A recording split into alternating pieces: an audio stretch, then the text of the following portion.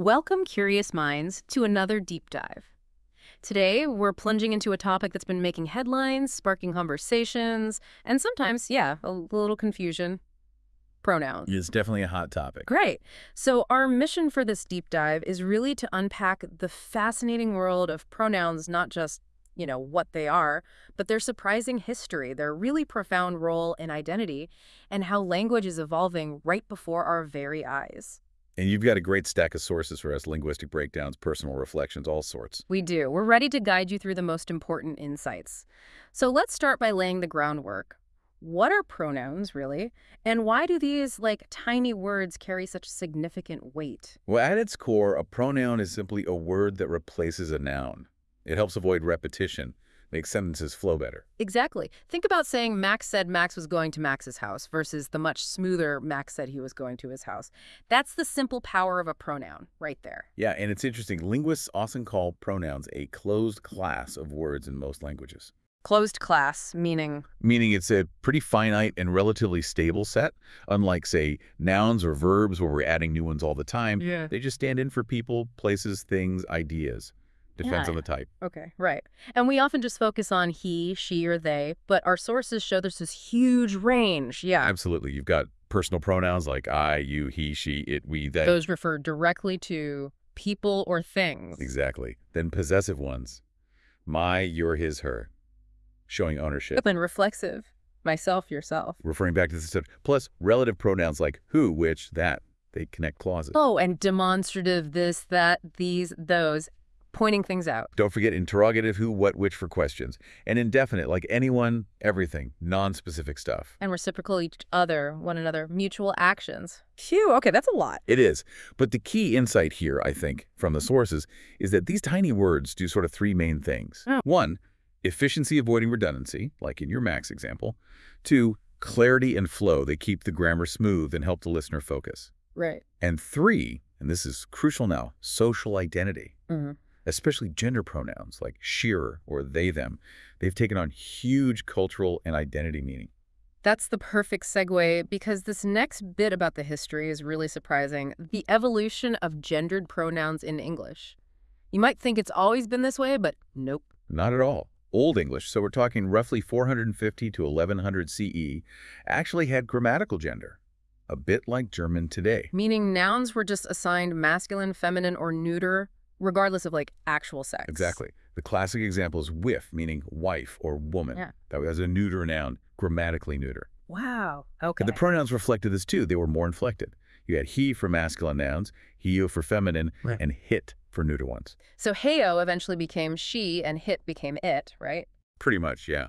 So what our sources explain is that during Middle English, say 1100 to 1500, that whole grammatical gender system started to, well, erode. It just faded away. It did. And pronouns started getting tied more to what we call natural gender. So based on perceived biological sex, especially for people and animals.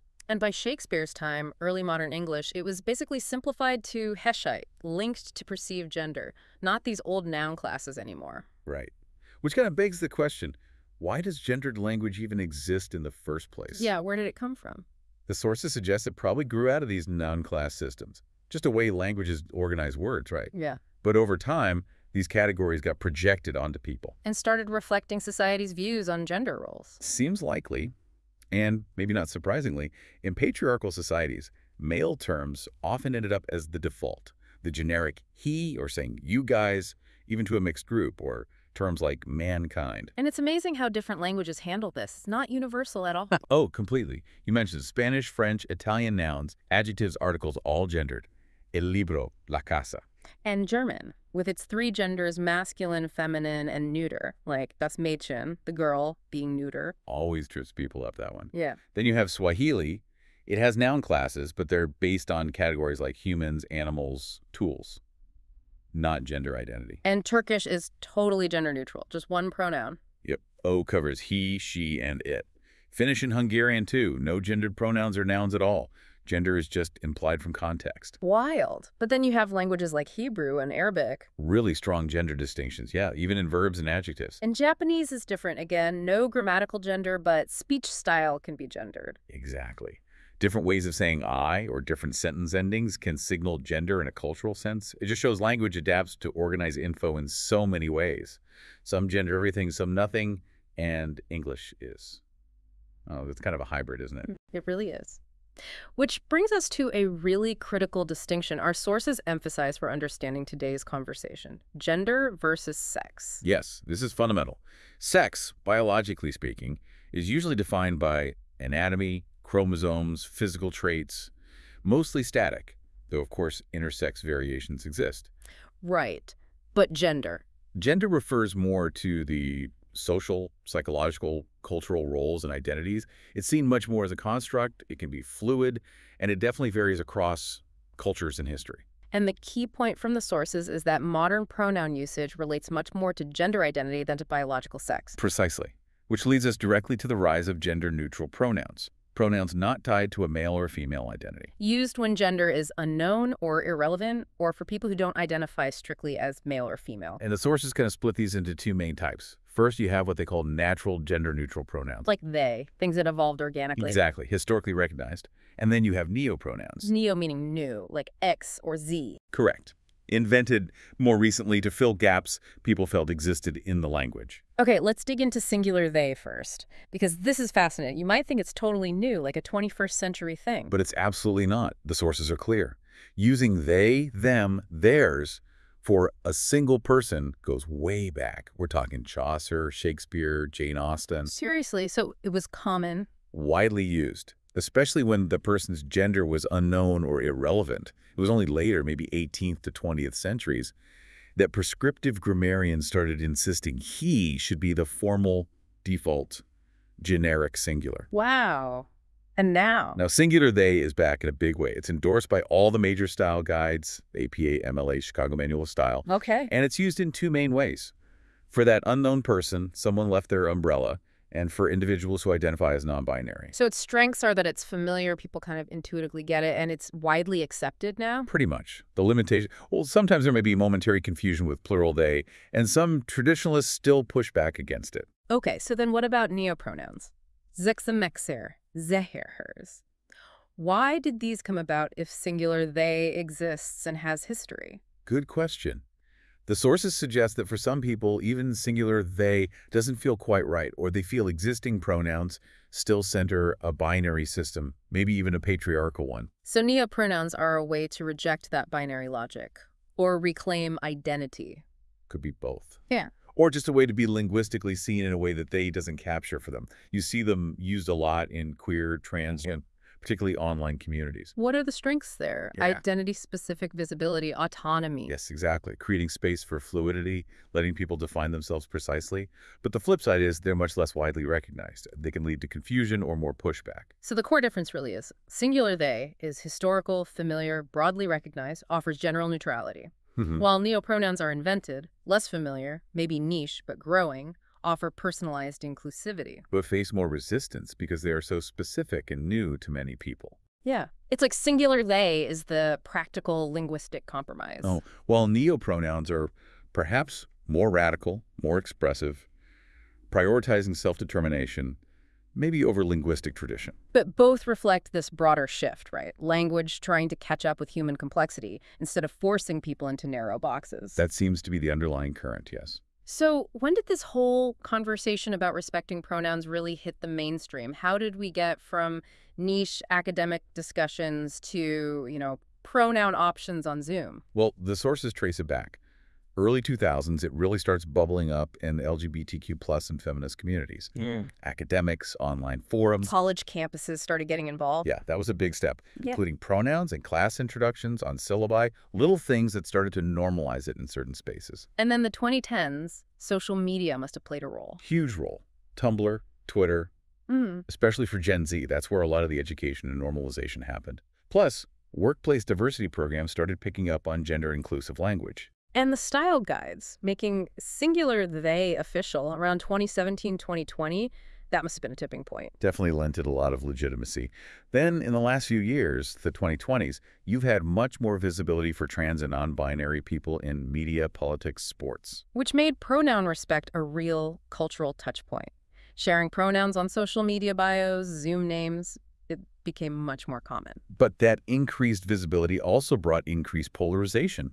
You started seeing actual legislation about pronouns, states or school districts, either mandating certain policies or banning others. It became quite political. Which leads us to the different public and political perspectives.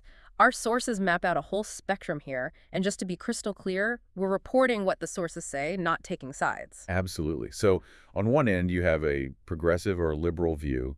They tend to see respecting pronouns as basic dignity, inclusion, personal autonomy. The arguments being things like it's just basic decency, or language has to evolve, maybe even using correct pronouns saves lives. Right. Then you have more moderate or pragmatic views.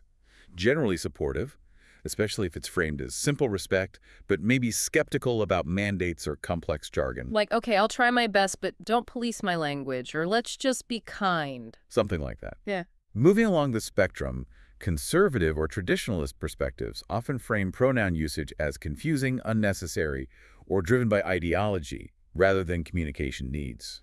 Arguments there might focus on free speech. You can't force me to use words I disagree with, or seeing it as identity politics. And then, at the further end, some far-right or reactionary views frame the whole discourse as a threat to tradition or even biology itself. Like, it's a slippery slope, or invoking terms like cultural Marxism. Exactly, so a very wide range of reactions. And the sources dig into the underlying tensions here, right? What's really driving these different views? Yeah, they point to a few core conflicts. One is free speech versus social expectation. Is asking someone to use your pronouns infringing on their speech, or is it just like asking them to use your correct name? Good question. Another one. Clarity versus complexity. Are new pronouns just too confusing grammatically, or is clinging to simplicity overriding respect? Does clarity require conformity? And maybe the biggest one, identity versus ideology. Are pronouns about respecting someone's fundamental identity, as many liberals might see it? Or is it about forcing people to adopt a certain political ideology, as some conservatives frame it? That distinction seems key to the whole debate. It really does. And it's important to note, this isn't just a U.S. or Western thing. Similar debates are popping up globally wherever LGBTQ plus visibility increases. And languages that are heavily gendered, like French or Hebrew, they face unique hurdles, right? How do you even create gender-neutral options within those grammatical structures? Exactly. It poses really interesting linguistic challenges. Okay, so to make this less abstract, you shared a really powerful personal reflection from the source materials about navigating a he/thee identity. And again, just to stress, this is one person's experience, not universal. Right, it's just one perspective. But what's interesting is the emphasis in this reflection on asking and clarifying pronouns, not just as a formality, but as a way to build bridges, create a less defensive space right from the start. And this person talks about the he part of their identity. In professional settings, mostly they default to he. Why? Because they look and sound typically male, were assigned male at birth. It fits the expected script, as they put it, makes communication efficient, avoids complications, even if it doesn't capture the whole picture. So using he becomes a pragmatic tool in those situations, for clarity. That seems to be the idea, adapting for the context, for ease of understanding. But then there's the they. That's the pronoun that feels closer to their actual experience, especially outside formal settings or internally. Right. It gestures towards something broader, less easily defined. They mention not necessarily correcting someone who uses he, but when someone does use they, it feels like real recognition. And you pointed out something fascinating from their reflection, the idea that they resonates because of experiencing a multiplicity identity. Not just one internal voice, but several. Yeah, the question arises, is they comfortable for this person, not because it's vague, but because it's accurately collective? Yeah. Does it capture an internal democracy better than just gender neutrality? It's a really thought-provoking idea. It really is. And the source describes this tension, wanting to use they, them all the time, but also recognizing that language is shared and asking others to adapt creates friction. Yeah, not wanting their identity to be a source of confusion or guilt for others, preferring understanding over being constantly corrected or tiptoed around. Which leads to this great analogy they use. Pronouns like nicknames. Right, Maxwell, the formal he for work. Max, the more comfortable they for casual settings. And then maxi, which could be hite, she, depending on context, for really close connections, signaling intimacy, maybe even referring to specific internal subpersonalities like Tira, she, her, Liz, she, her, or Banna. It's such a vivid way to illustrate how identity and language can shift depending on the relationship and context. And it makes such a powerful point. Authenticity isn't binary. Adjusting pronoun use for context isn't being fake. It's skilled communication, like adjusting your tone. It really challenges that simple view. It raises the question, when is a pronoun a deep truth, and when is it a communication tool? And maybe it could be both. Yeah. The source also uses this image of living with multiplicity and preferring gender-neutral pronouns as being left-handed in a right-handed world. I thought that was really potent. Not necessarily hostile, but just subtly misaligned, constant small frictions that add up. And they detail this subtle toll of not quite belonging in different areas. Yeah, professionally, no easy gender-neutral titles like Mr. M's, binary forms everywhere, assumptions like talk to him. And that dilemma, do you put he, thee in your bio and invite questions or awkwardness? We're in parenting the lack of a common natural-feeling gender-neutral term for a parent. Right. Or in public, that hesitation in group introductions. Do you share they and risk sounding political or derailing things? Or getting called bro or sir by strangers, not meant unkindly, but just not quite right. Even in medical settings, binary forms, ID issues, the worry that mentioning multiplicity might be pathologized. And privately, too. Intimate relationships where terms like husband might feel incomplete because of internal diversity, or family chats where hearing good son just lands wrong. It paints a picture of just wanting more options, more flexibility, fewer moments of choosing between being authentic and being efficient, or being seen versus not being disruptive. That line really stuck with me. Language is a tool. But in this world, it sometimes feels like I'm trying to write a sonnet with a broken pen. Yeah. And it circles back to that idea of consent, doesn't it? Mm. Every pronoun use is almost a contract. Yeah, I might silently consent to he sometimes, but what if people just asked first? Is that radical or just basic respect? That's a powerful question. So knowing all this, we also need to address the common concerns or pushback people might have. The sources offer some really thoughtful responses. Okay, yeah, let's tackle those. Concern number 1. I'm afraid to ask someone's pronouns. What if I offend them? That fear of awkwardness or being seen as overly woke, right? Totally understandable. But the response in the sources emphasizes that asking is about respect, not perfection. It could be simple. Modeling your own helps. Hi, I'm Alex. I use her. What about you? It kind of disarms things. Okay, concern 2. I find it annoying or unnecessary. People should just look like their gender. Yeah, this comes from that habitual binary thinking, maybe discomfort with ambiguity. Right. But the counter is language already breaks visual rules all the time, right? Think of gender-neutral names like Taylor or Jamie. Good point. Pronouns are just about letting people be known as they are, not just as they look. It boils down to interpersonal dignity. Right. Concern 3. I just don't get it. Why can't we stick to he and she? Often comes from lack of exposure, or maybe genuinely believing they is only plural plus just general resistance to change. So the response. Remind people, language always evolves. Google is a verb now. And singular they isn't new, it's old. Shakespeare used it. And nobody's demanding perfection overnight, just a willingness to try. Okay. Concern 4. Isn't this just overcomplicating language?